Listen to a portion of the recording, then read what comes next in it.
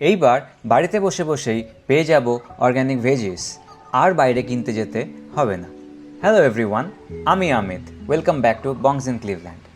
বাড়িতে বসে বসেই যদি অর্গ্যানিক ভেজিস নিজের ব্যাকইয়ার্ডে গ্রো করা যায় তাহলে তো ব্যাপারটা মন্দ হয় না, তাই না?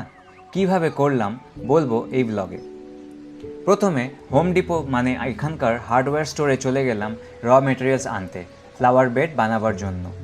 নিয়ে নিলাম ডেক বোর্ড 2 ধরনের, total 8 piece, planter block 8খানা R weed barrier.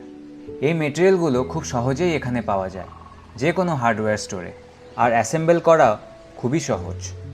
But flower bed কেন বানালাম? ফ্লাওয়ার বেড শুধু বাড়ির সৌন্দর্য বাড়ায় না, বরং পরিবেশেরও উপকার করে। এটি বাড়ির চারপাশকে আরও আকর্ষণীয় ও গোছানো দেখায়, মৌমাছি ও প্রজাপতির মতো উপকারী পোকামাকড়কে আকৃষ্ট করে এবং মাটির আর্দ্রতা ও উর্বরতা বজায় রাখতে সাহায্য করে। যাই হোক, এইবার গাড়িতে ভরে নিলাম জিনিসগুলো, তারপর বাড়ি এসে আনলোড করে ফ্লাওয়ার বেডটা চটপট সেট আপ করে নিলাম।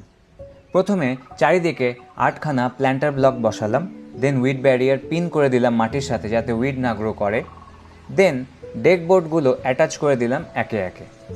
এই নাও আমাদের ফ্রেম তৈরি। এখন প্ল্যান্টেশনের পালা।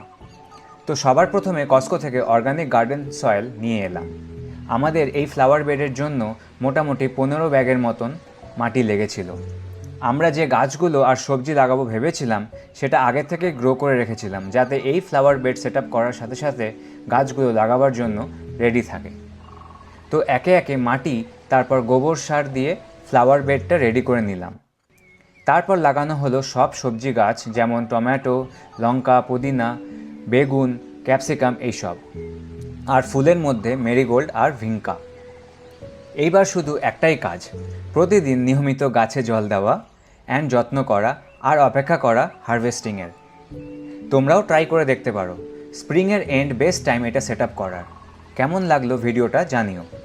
ওকে, আজকের ব্লগ এই পর্যন্তই। পরের ব্লগে আবার দেখা হবে। Take care guys, by.